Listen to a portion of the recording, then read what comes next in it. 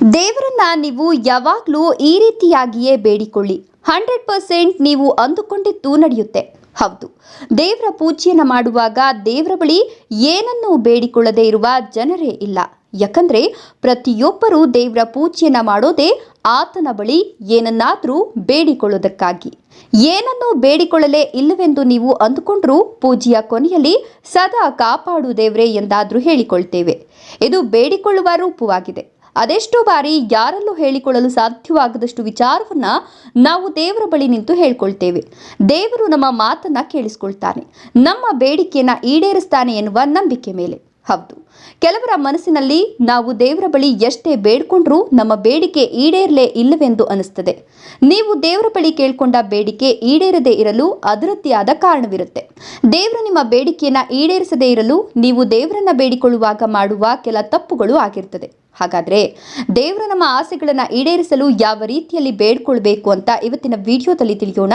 ಅದಕ್ಕೂ ಮುನ್ನ ಗುರು ಹಿರಿಯರ ಆಚಾರ ವಿಚಾರ ಆಚರಣೆಗಳ ಮೇಲೆ ನಂಬಿಕೆ ಇದ್ರೆ ತಪ್ಪದೇ ಒಂದು ಲೈಕ್ ಕೊಟ್ಟು ಆ ಭಗವಂತನ ಆಶೀರ್ವಾದ ನಮ್ಮ ಮೇಲೆ ಇರಲಿ ಅಂತ ಓಂ ಭಗವತೆ ವಾಸುದೇವಾಯ ನಮಃ ಅಂತ ಕಮೆಂಟ್ ಮಾಡಿ. ಆ ವಾಸುದೇವನ ಆಶೀರ್ವಾದ ನಮ್ಮ ಮೇಲಿದ್ರೆ ಯಾವುದೇ ಕಷ್ಟ ಕಾರ್ಪಣ್ಯಗಳು ಹತ್ತಿರವೂ ಸುಳಿಯಲ್ಲ. ಹೌದು, ದೇವರನ್ನ ನಾವು ಪ್ರಾರ್ಥನೆ ಮಾಡೋದು ತುಂಬಾನೇ ಮುಖ್ಯವಾಗಿರುತ್ತೆ. ದೇವರನ್ನ ಪ್ರಾರ್ಥನೆ ಮಾಡಿದಷ್ಟು ನಾವು ಅವನಿಗೆ ಹತ್ತಿರವಾಗ್ತೇವೆ. ಅವನು ನಮ್ಮೊಂದಿಗೆ ಸದಾ ಇರ್ತಾನೆ. ದೇವರ ಬಳಿ ನಾವು ಹೇಗೆ ನನಗೆ ಅದನ್ನ ಕರುಣಿಸು ಇದನ್ನ ಕರುಣಿಸು ಅಂತ ನಮ್ಮ ಬೇಡಿಕೆಯನ್ನು ಇಡ್ತೇವೆಯೋ ಹಾಗೆ ಅವನು ನಮಗೆ ನೀಡಿರೋದಕ್ಕೆ ನಾವು ಕೃತಜ್ಞತೆಯನ್ನು ಕೂಡ ಸಲ್ಲಿಸಬೇಕು. ಪ್ರತಿನಿತ್ಯ ರಾತ್ರಿ ಮಲಗುವ ಮುನ್ನ ನೀವು ದೇವರನ್ನ ಸ್ಮರಿಸಬೇಕು. ಈ ದಿನ ಸುಗಮವಾಗಿ ಕಳೆಯುವಂತೆ ಸಹಾಯ ಮಾಡಿದ್ದೀಯಾ, ನನ್ನೆಲ್ಲ ಕೆಲಸಗಳು ಸಮಯಕ್ಕೆ ಸರಿಯಾಗಿ ಪೂರ್ಣಗೊಳ್ಳುವಂತೆ ಮಾಡಿದ್ದೀಯಾ ಅಂತ ಆತನನ್ನ ಪ್ರಾರ್ಥಿಸಿ ಮಲಗಬೇಕು. ಹೌದು, ರಾತ್ರಿ ನೀವು ಹೇಗೆ ನಿಮ್ಮ ಇಷ್ಟ ದೇವರನ್ನ ಸ್ಮರಿಸಿ ಮಲಗ್ತೀರೋ ಹಾಗೆ ಮುಂಜಾನೆ ಕೂಡ ನಿಮ್ಮ ಇಷ್ಟ ದೇವರನ್ನ ಸ್ಮರಿಸಬೇಕು.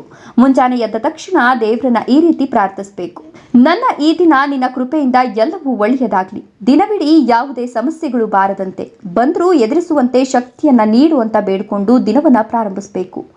ನಂತರ ಮುಂಜಾನೆ ನೀವು ಶುದ್ಧವಾದ ಬಳಿಕ ದೇವರನ್ನ ಪೂಜಿಸಿ ಆತನಿಗೆ ಪ್ರಾರ್ಥನೆಯನ್ನ ಸಲ್ಲಿಸಬೇಕು. ಆತನಿಗೆ ಪ್ರಾರ್ಥನೆಯನ್ನ ಸಲ್ಲಿಸುವ ಸಮಯದಲ್ಲಿ ನೀವು ದೇವರ ಬಳಿ ಏನನ್ನಾದರೂ ಬೇಡಿಕೊಳ್ಳುವಾಗ ನಿನ್ನ ಸೇವೆಗಾಗಿ ಎನ್ನುವ ಪದವನ್ನು ಬಳಸಿ. ಯಾಕಂದ್ರೆ ಯಾವಾಗಲೂ ನಾವು ದೇವರ ಮುಂದೆ ನಿಂತು ಸ್ವಾರ್ಥಕ್ಕಾಗಿ ಬೇಡ್ಕೊಳ್ಬಾರ್ದು. ಸ್ವಾರ್ಥಕ್ಕಾಗಿ ಬೇಡಿಕೊಂಡ ಬೇಡಿಕೆಯನ್ನ ದೇವರು ಎಂದಿಗೂ ನೆರವೇರಿಸಲಾರ.